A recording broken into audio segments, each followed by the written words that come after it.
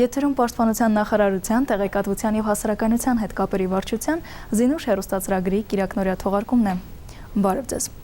Պաշտպանության նախարար Սերյան Օհանյանն ապրիլի 12-ին կրկին այցելել է Պաշտպանության նախարարության կենտրոնական կլինիկական զինվորական հոսպիտալ։ Նախարարը զինվորական հոսպիտալի պետի և բժիշկների հետ տեսակցել է վերջին օրերին Ղարաբաղի-ադրբեջանական հակամարտ զորքերի շփման գծում տեղի ունեցած մարտական գործողությունների ընթացքում վիրավորված զինծառայողներին։ Պաշտպանական գերատեսչության ղեկավարը հատուկ ուշադրություն է դարձրել ծանր վիրավորների վիճակին։ Բժշկական անձնակազմի հետ քննարկել է նրանց առողջության հարցն ու բուժման ընթացքը։ Նախարարը զրուցել է նաև զինծառայողների հետ, քաջալերել և մաղթել շուտափույթ ապաքինում։ Նշենք, որ օրերս Պաշտպանության նախարարության կենտրոնական կլինիկական զինվորական հոսպիտալ է այցելել նաև զինվորական դատախազ Արտավազդ Հարությունյանը։ Զինվորական դատախազը խոսել է հոսպիտալի պետի և բժշկական անձնակազմի հետ, տեղեկացել վիրավորների առողջական վիճակի մասին։ Արտավազդ Հարությունյանը եղել է նաև հոսպիտալի բաժանմունքներում, զրուցել վիրավոր զինծառայողների և նրանց ծնողների հետ, իր զորակցությունը հայտնելով հայրենիքի մերօրյա պաշտպաններին։ Այժմ տեղափոխվենք Արցախ, որտեղ Արցախա-ադրբեջանական պետական սահմանում շարունակում են մարտական հերթապահություն իրականացնել Պաշտպանության բանակի ստորաբաժանումները։ Չնայած հակառակորդի կողմից հրադադարի պարբերական խախտումներին, մեր դիրքապահները վերահսկում են սահմանային իրավիճակը։ Ապրիլ ամսվա սկզբին հակառակորդի ձեռնարկած լայնածավալ հարձակումը Լեռնային Ղարաբաղի Հանրապետության սահմանների վրա և դրանից հետո տեղի ունեցած իրադարձությունները մեկ անգամ ևս ապացուցեցին այն փաստը, որ մեր բանակը մարտունակ է և պատրաստ իրականացնել ցանկացած բնույթի մարտական առաջադրանք։ Քանի որ հակառակորդի գործողություններն աննախադեպ են ռազմագործողությունների ընթացքում, Պաշտպանության բանակի զինծառայողներից պահանջվեց դրսևորել ճիշտ և արագ գործելու ամբողջ հմտությունը։ Նշված օրերին հակառակորդի կողմից վարած արկածախնդիր քաղաքականության հետևանքով ստեղծված իրավիճակի մասին մեզ հետ կիսվեց միավորման օպերատիվ բաժնի պետ գնդապետ Նվեր Մարտիրոսյանը։ Դիվիզիայի զորամասերը, ազնագազմը, զորատեսակները ետ են մղել հակառակորդի գրոհները, հասցրել նրան մաքսիմալ կորուստներ, ետ շպրտել նախկին դիրքեր և շարունակում են մարտական խնդրի կատարումը իրենց կիրառման շրջաններում։ Հարկ է նշել, որ հարձակվելով Լեռնային Ղարաբաղի Հանրապետության վրա ադրբեջանական բանակը գործի դրեց իր գրեթե բոլոր զորատեսակները, ինչն էլ Պաշտպանության բանակին ստիպեց պատասխան քայլերում լինել կտրուկ ու անողոք։ Ծավալված մարտերի ընթացքում իրենց հերոսությամբ և ազնազոհությամբ աչքի ընկան ինչպես առաջնային գծում մարտական հերթապահություն իրականացնող դիրքապահներն, այնպես էլ վերջիններիս օգնության հասած հրետանավորները, տանկիստներն ու հակաօդայինները։ Հենց այս պահին մենք կարանք պետանք առաջ, ինչքան պետք է, ինչքան ուզենք, ուղղակի չենք ուզում մեր կողմից ինչ-որ մի բան թույլ տանք, էլի սրենք իրավիճակը։ Ոնց նկատում եք խախտումները իրաց կողմից, հա, մենք պատասխան ենք տալել իրանց ամեն հարվածին, ամեն ինչին։ Նորմալ է ամեն ինչ։ Դե ժողովուրդ թող չխառնեմ է սաղ իրար, նորմալ է։ Մեր սպառազինությունը մարտունակ է, անձնակազմի բարոյական վիճակը բարձր է,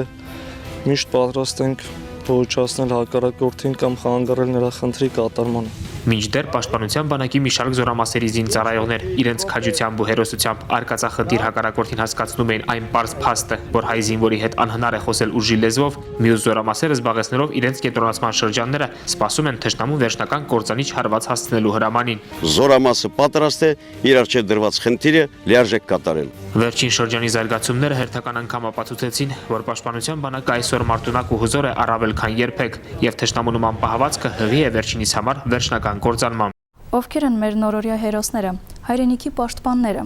ինչպես են նրանք դիմակայել և կասեցրել ապրիլի 1-ից 5 Ադրբեջանի ձեռնարկած նախահարձակ գործողությունները։ Դիրքապահ տղաների հետ զրուցել են Արցախի մեր գործընկերները։ Ապրիլի 1-ի լույս 2-ի գիշերը հակառակորդի հարձակման գլխավոր թիրախներից մեկը եղել է հյուսիս-արևելյան ուղղությունը։ Կիրառելով հրետանի զրահատեխնիկա և մեծաքանակ անձնակազմ, վերջինիս հաջողվել է հասնել մասնակի հաջողության։ Գրավելով մարտական հենակետը, որի պահապան դիրքապահները կռվելով մինչև վերջին փամփուշտը և կորցնելով իրենց 4 ընկերներին ստիպված էին նահանջել։ Սակայն օգնության եկած ուժերի անկասելի ճնշման արդյունքում հակառակորդը մարտի դաշտում թողնելով հարյուրավոր դիակներ դիմում է փախուստի։ Պատմում են գործողության մասնակիցները, նրանք մերօրյա հերոսները։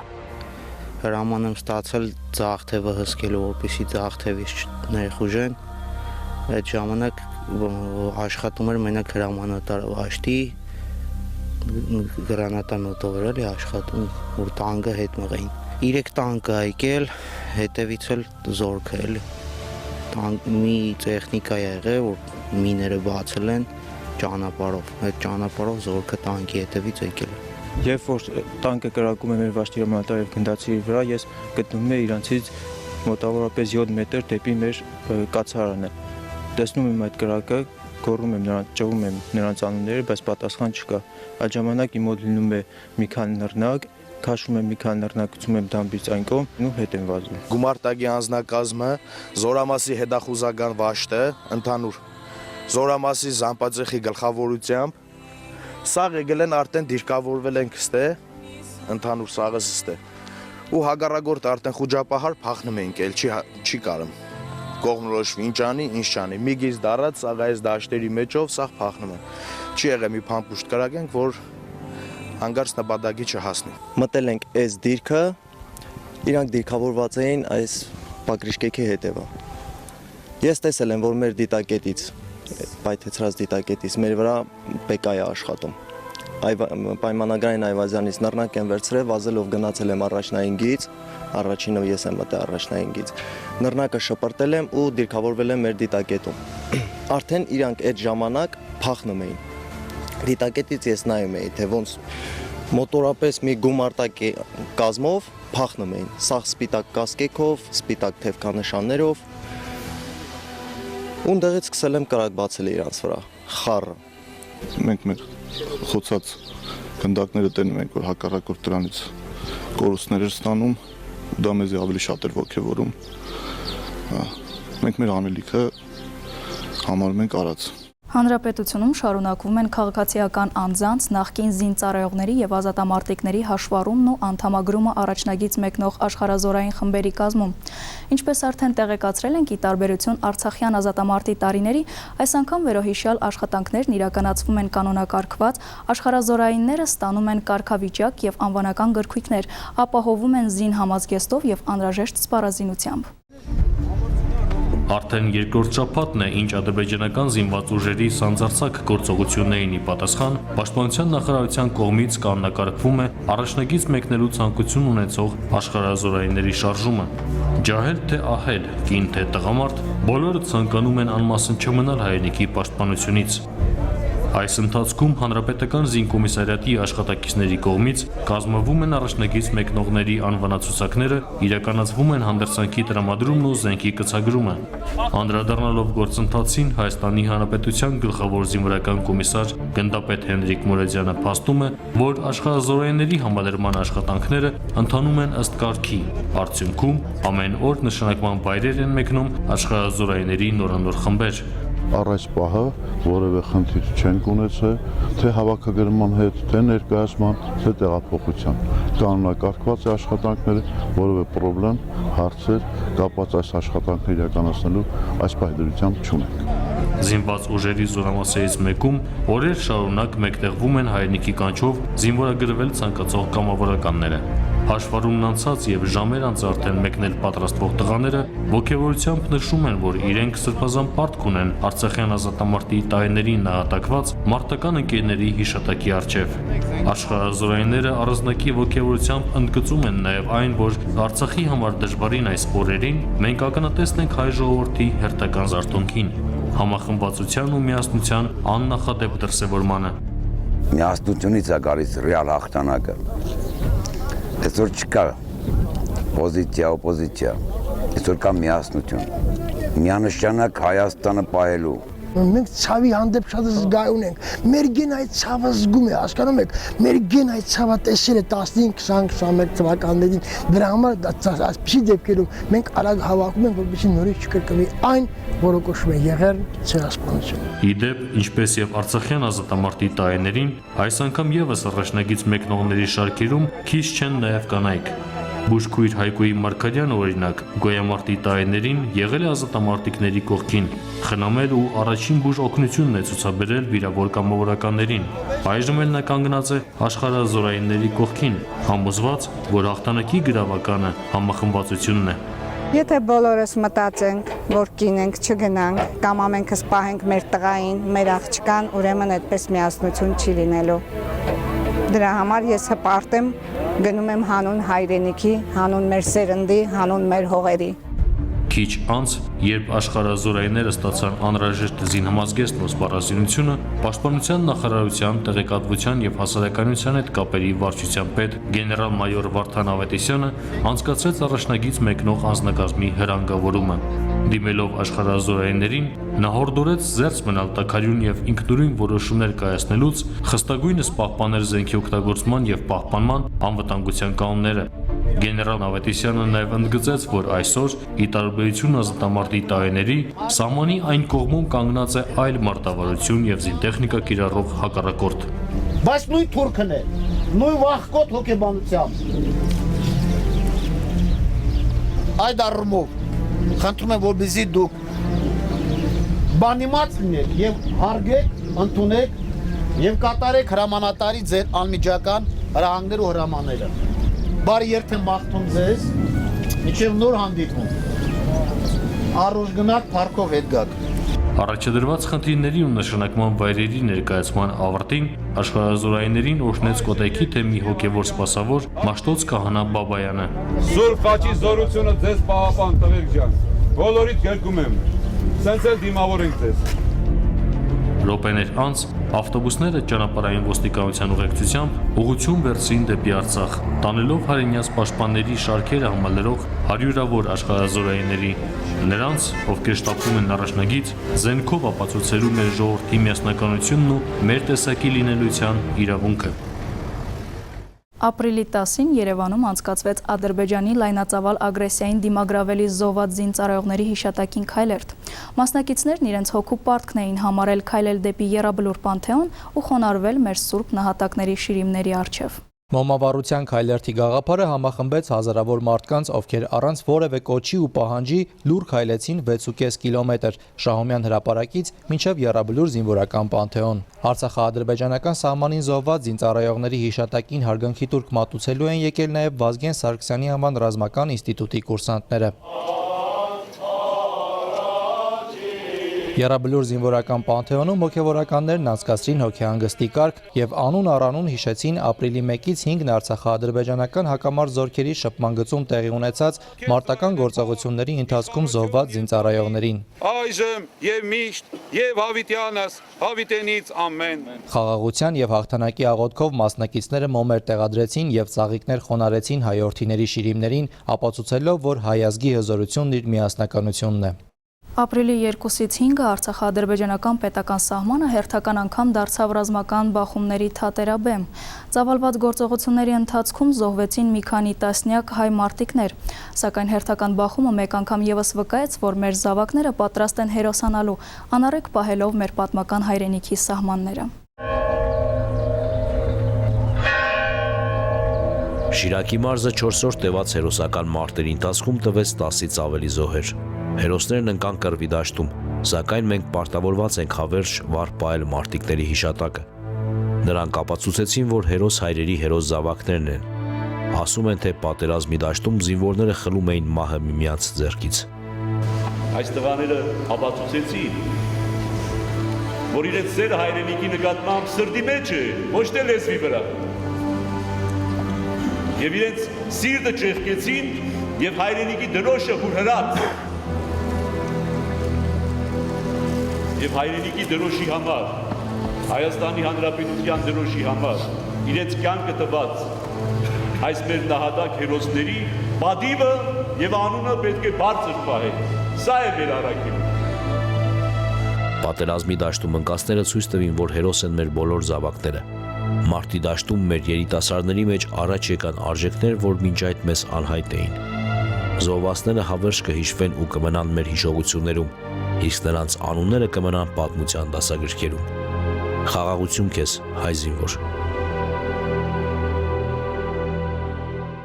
Ադրբեջանական նախահարցագործողությունների հետևանքով մեր հասարակության համախմբվածության դրսևորումներից բնականաբար զերծ չեն մնացել նաև միջնակարգ կրթօջախները։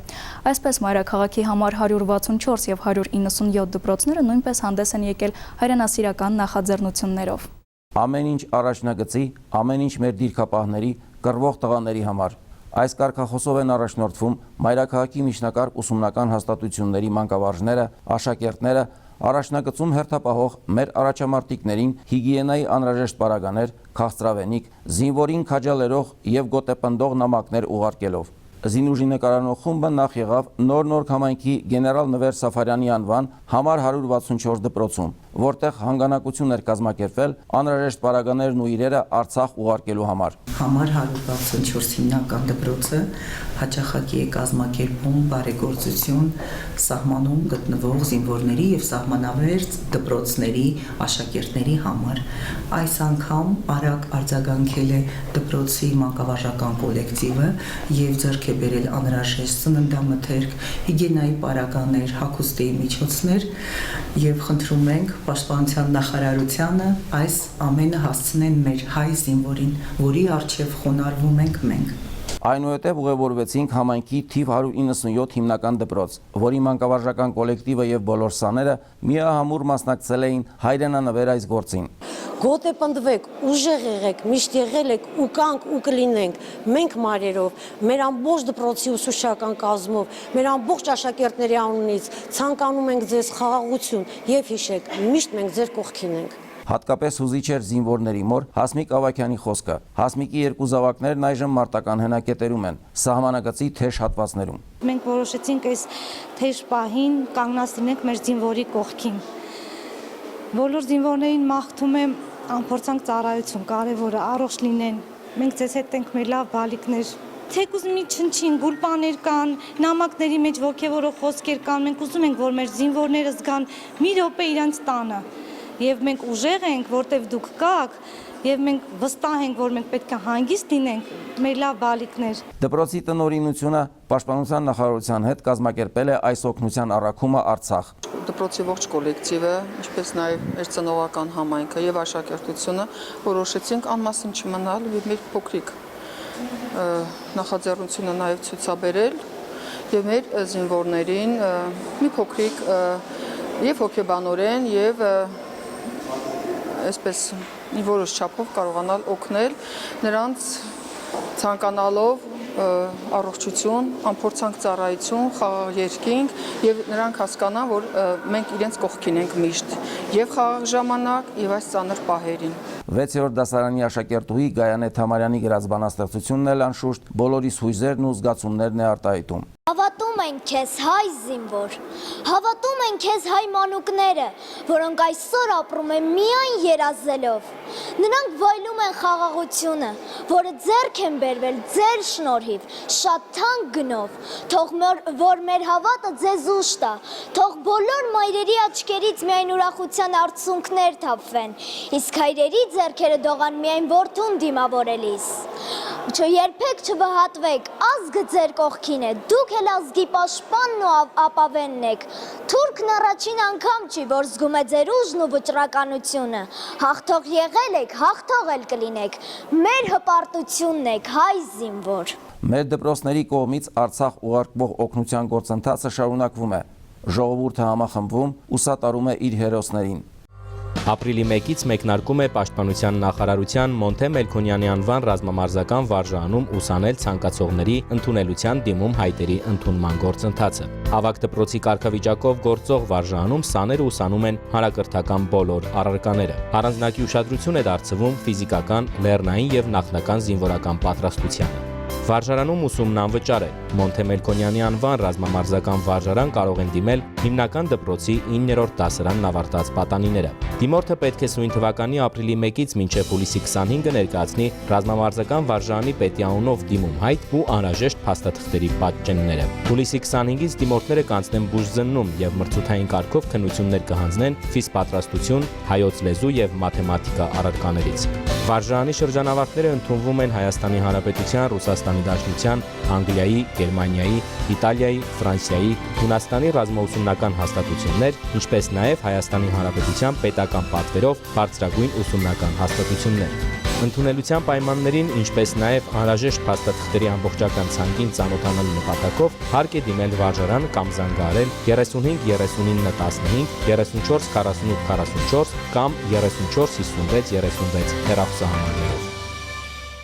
Ապրիլի 14-ին Հայաստանի վետերանների միավորման անդամները հրավիրել էին հատուկ խորհրդակցություն, որի ընթացքում իրենց բողոքի ձայնը բարձրացրին ընդդեմ ադրբեջանական ագրեսիայի։ Նշենք, որ խորհրդակցության ընթացքում տարածաշրջանում ստեղծված ռազմաքաղաքական իրավիճակն է ներկայացրել քաղաքական վերլուծաբան Արամ Սաֆարյանը։ Ադրբեջանական ագրեսիայի դեմ բողոքն արտահայտելու քառօրյա պատերազմն ու դրա հետևանքները վերլուծելու նպատակով վետերանների խորհրդի նախագահ գնդապետ Սիմոն Եսայանի նախաձեռնությամբ հանդիպում էր կազմակերպվել քաղաքական վերլուծաբան Արամ Սաֆարյանի հետ։ Հանդիպման ընթացքում փորձագետը ներկայացրեց Ադրբեջանի նախահարձակ գործողությունների հետևանքով տարածաշրջանում ստեղծված լարված իրավիճակն ու հնարավոր զարգացումները։ Արամ Սաֆարյանը խոսեց հայ-ռուսական ռազմաքաղաքական համագործակցության կարևորության մասին, միաժամանակ հայերին հորդորելով աշխարհին ներկայացնել Արցախում կատարվածն ու գտնել նոր համախոհներ։ Բանախոսն անդրադարձավ նաև առաջնագծում հերթապահություն իրականացնող ժամկետային զինծառայողներին, նրանց հերոսական մարտերին, հավելելով, որ իր ուսանողները եւս այդ օրերին միացել են զինվորականներին,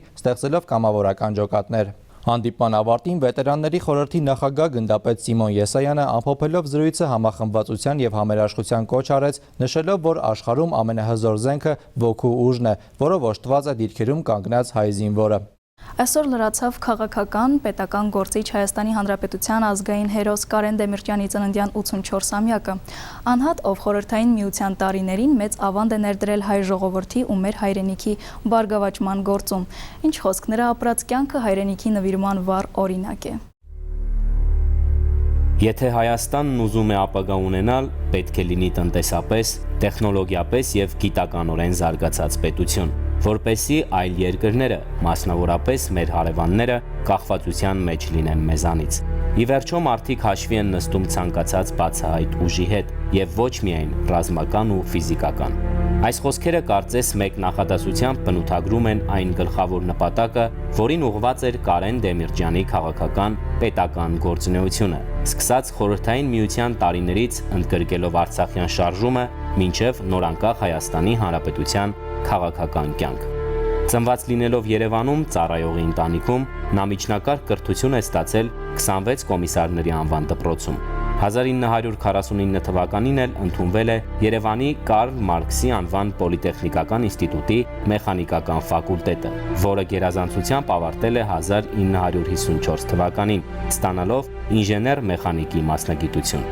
Ինստիտուտն ավարտելուց հետո աշխատելով ամենատարբեր պատասխանատու պաշտոններում, նա ամենտեղ էլ նվիրաբերում էր իր ուժերն ու գիտելիքները, ակտիվորեն մասնակցում հասարակական աշխատանքին, վայելում աշխատակիցների հարգանքը։ Եվ բարեխիղճ աշխատանքի արդյունքում բարձրանալով խորհրդային միության պետական համակարգի աստիճաններով 1974 թվականին նա ընտրվեց Հայաստանի կոմունիստական կուսակցության Կենտկոմի առաջին քարտուղար։ 1988 թվական Արցախյան շարժում Ստեփանակերտում, Երևանում բռունցքված պահանջատեր ժողովուրդ, Սումգայիթ։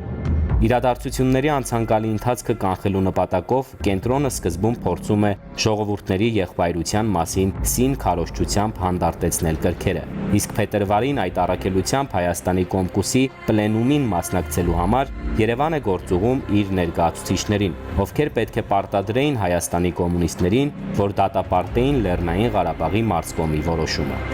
Սակայն դրան վճռականորեն դեմ է լինում Կարեն Դեմիրճյանը, փոխարենն առաջարկելով հարցի ուսումնասիրության նպատակով միութենական հանձնաժողովի ստեղծում։ Մարտի 10-ին Մոսկվայում կազմակերպվում է քաղբյուրոյի նիստ, որին մասնակցում են Հայաստանի եւ Ադրբեջանի սոցիալիստական հանրապետությունների առաջին դեմքերը։ Բաղիրովի ստորաքարշ ելույթից հետո հնչեց Դեմիրճյանի սառնասիրտ ու կշռադատված խոսքը։ Սկսված շարժումն ու Արցախի խնդիրների բարձրացման պատճառներն օբյեկտիվ են եւ կա հետեւյալ ճչացող անարդարությունը։ 1921 թվականին Լեռնային Ղարաբաղը բռնակցվեց Ադրբեջանին, իսկ դա ներծծվել է ամեն հայի մեջ, մայրական կաթի հետ եւ հաստատվում է պատմական փաստաթղթով։ Եվ հիմա եկել է այն պահը, որ ժողովուրդը չի հավատում ոչ ձեզ եւ ոչ էլ մեզ։ Ամենուր ամբողջված ժողովուրդը իհարկե անտեղյակ է իսկությանը, փակ դռների հետևում ընթացող քննարկմանը եւ այնտեղ իր ներկայացուցչի պահվածքին։ Սակայն Կարեն Դեմիրճյանի առաջարկները քաղբյուրոն մերժեց։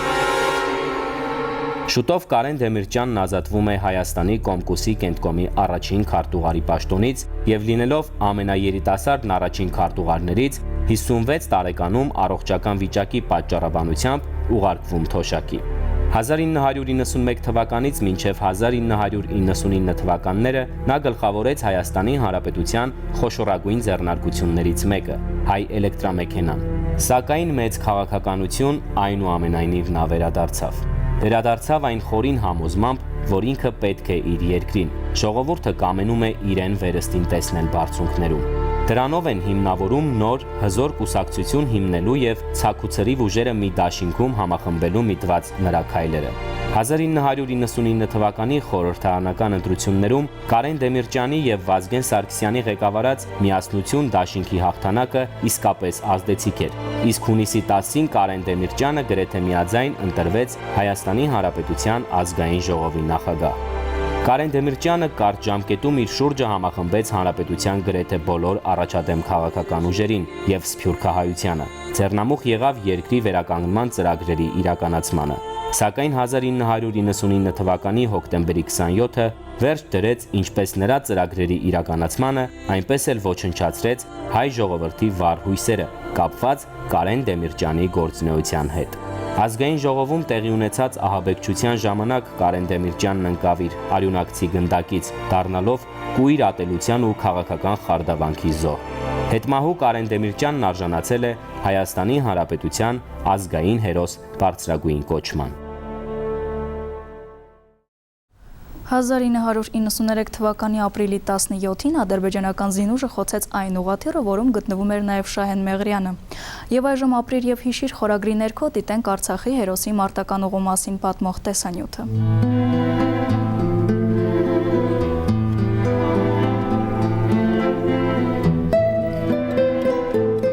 Գյուլիստանի լեռներում, որտեղ արևն ավելի պայծառ է շողում, որտեղ վարդերն առավել քան կարմիր են ու ջուրն ավելի սառը, հայրենի եզերքը ճանաչելու, սիրելու առաջին դասերն առավ Շահեն Մեղրյանը։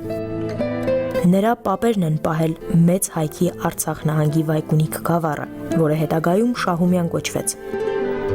Այդ քաջարի նախնիները կաղնու պես հաստատուն արմատներ են գցել հողում, բազմացել ու չեն հեռացել, հավատարիմ մնալով ապուպապ Մեղրիի պատգամին։ Նա ով սեփական երկրում ապրել չի կարող, օտար երկրում կմեռնի ոչ թե սովից, այլ հայրենիքի կարոտից։ Եվ ով կարող էր այդ առյուծազար մահից սերված հերոսին, Շահեն Մեղրյանին, արմատախիլ անել իր հողից կամ ստիպել, որ մոռանա հայրենի սառնորակ ջրի համն ու կուսական անտառների հմայքը։